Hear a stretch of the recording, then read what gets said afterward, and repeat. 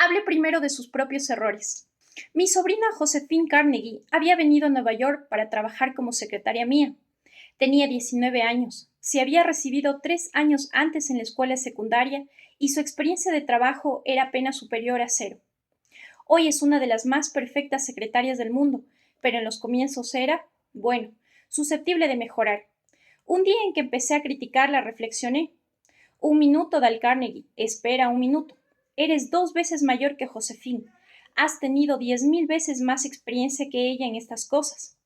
¿Cómo puedes esperar que ella tenga tus puntos de vista, tu juicio, tu iniciativa, aunque sean mediocres? Y otro minuto, Dal.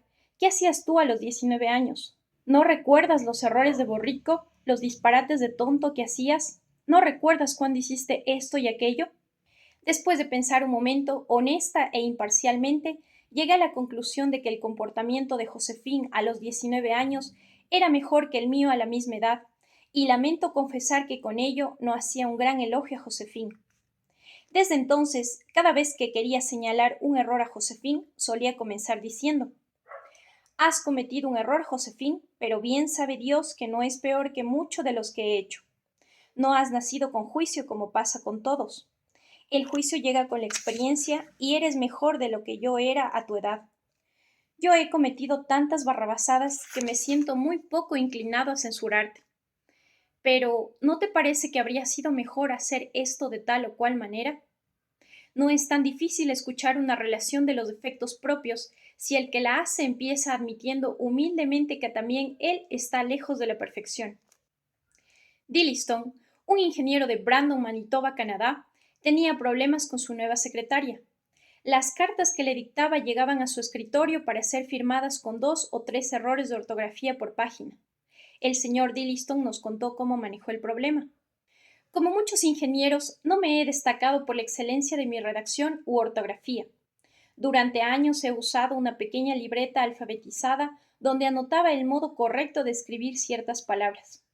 Cuando se hizo evidente que el mero hecho de señalarle a mi secretaria sus errores no la haría consultar más el diccionario, decidí proceder de otro modo.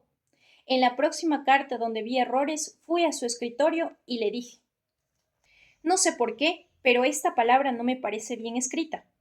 Es una de esas palabras con las que siempre he tenido problemas. Es por eso que confeccioné este pequeño diccionario casero. Abrí la libreta en la página correspondiente. Sí, aquí está como se escribe. Yo tengo mucho cuidado con la ortografía porque la gente nos juzga por lo que escribimos y un error de ortografía puede hacernos parecer menos profesionales. No sé si habrá copiado mi sistema, pero desde esa conversación la frecuencia de sus errores ortográficos ha disminuido significativamente.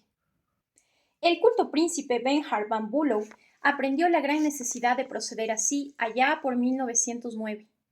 Van Bülow era entonces canciller imperial de Alemania y el trono estaba ocupado por Guillermo II, Guillermo el Altanero, Guillermo el Arrogante, Guillermo el último de los Cáiseres de Alemania, empeñado en construir una flota y un ejército que, se envanecía él, serían superiores a todos.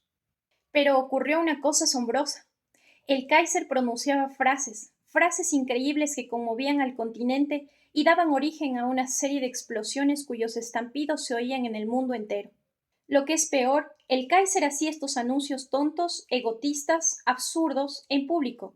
Los hizo siendo huésped de Inglaterra y dio su permiso real para que se los publicara en el diario Daily Telegraph. Por ejemplo, declaró que era el único alemán que tenía simpatía por los ingleses, que estaba construyendo una flota contra la amenaza del Japón, que él, y solo él, había salvado a Inglaterra de ser humillada en el polvo por Rusia y Francia, que su plan de campaña había permitido a Lord Roberts vencer a los Boers en África del Sur y así por el estilo. En 100 años, ningún rey europeo había pronunciado palabras tan asombrosas. El continente entero zumbaba con la furia de un nido de avispas. Inglaterra estaba furiosa, los estadistas alemanes asustados, y en medio de esta consternación, el Kaiser se asustó también y sugirió al príncipe van Bülow, el canciller imperial, que asumiera la culpa. Sí, quería que van Bülow anunciara que la responsabilidad era suya, que él había aconsejado al monarca decir tantas cosas increíbles. Pero Majestad, protestó van Bülow, me parece imposible que una sola persona en Alemania o Inglaterra me crea capaz de aconsejar a vuestra majestad que diga tales cosas. En cuanto hubo pronunciado estas palabras, comprendió que había cometido un grave error. El Kaiser se enfureció. ¿Me considera usted un borrico?, gritó, capaz de hacer disparates que usted no habría cometido jamás. Van Bülow sabía que debió elogiar antes de criticar, pero como ya era tarde, hizo lo único que le quedaba por remediar su error. Elogió después de haber criticado, y obtuvo resultados milagrosos como sucede tan a menudo. Lejos estoy de pensar eso, respondió respetuosamente.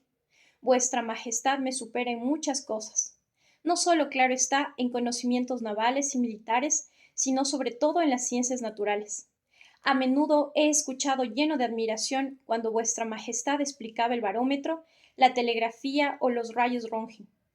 Me avergüenzo de mi ignorancia en todas las ramas de las ciencias naturales, no tengo una noción siquiera de la química o la física, y soy del todo incapaz de explicar el más sencillo de los fenómenos naturales. Pero como compensación, poseo ciertos conocimientos históricos y quizás ciertas cualidades que son útiles en la política, especialmente la diplomacia. Sonrió encantado el Kaiser. Van Bülow lo había elogiado. Van Bülow lo había exaltado y se había humillado. El Kaiser podía perdonar cualquier cosa después de eso. ¿No he dicho siempre, exclamó con entusiasmo, que nos complementamos espléndidamente? Debemos actuar siempre juntos y así lo haremos. Estrechó la mano a Van Bülow no una, sino varias veces, y ese mismo día estaba tan entusiasmado que exclamó con los puños apretados. Si alguien me habla mal del príncipe Van Bülow, le aplastaré la nariz de un puñetazo. Van Bülow se salvó a tiempo, pero a pesar de ser un astuto diplomático, cometió un error. Debía empezar hablando de sus defectos y de la superioridad de Guillermo, y no dando a entender que el Kaiser era un imbécil que necesitaba un alienista. Si unas pocas frases para elogiar al prójimo y humillarse uno pueden convertir a un Kaiser altanero e insultado en un firme amigo, imaginemos lo que podemos conseguir con la humildad y los elogios en nuestros diarios contactos. Si se los utiliza con destreza, darán resultados verdaderamente milagrosos en las relaciones humanas. Admitir los propios errores, aun cuando uno no los haya corregido, puede ayudar a convencer al otro de la conveniencia de cambiar su conducta. Esto lo ejemplificó Clarence Serhusen, de Timonium, Maryland, cuando descubrió que su hijo de 15 años estaba experimentando con cigarrillos. Naturalmente no quería que David empezara a fumar, nos dijo el señor Serhusen, pero su madre y yo fumábamos. Le estábamos dando constantemente un mal ejemplo. Le expliqué a David cómo empecé a fumar yo más o menos a su edad y cómo la nicotina se había apoderado de mí y me había hecho imposible abandonarla. Le recordé lo irritante que era mi tos y cómo él mismo había insistido para que yo abandonara el cigarrillo pocos años antes. No lo exhorté a dejar de fumar ni lo amenacé o le advertí sobre los peligros. Todo lo que hice fue contarle cómo me había enviciado con el cigarrillo y lo que había significado para mí. El muchacho lo pensó y decidió que no fumaría hasta terminar la secundaria. Pasaron los años y David nunca empezó a fumar y ya no lo hará nunca. Como resultado de esa misma conversación, yo tomé la decisión de dejar de fumar y con el apoyo de mi familia lo he logrado. Un buen líder sigue esta regla. Regla 3. Hable de sus propios errores antes de criticar los de los demás.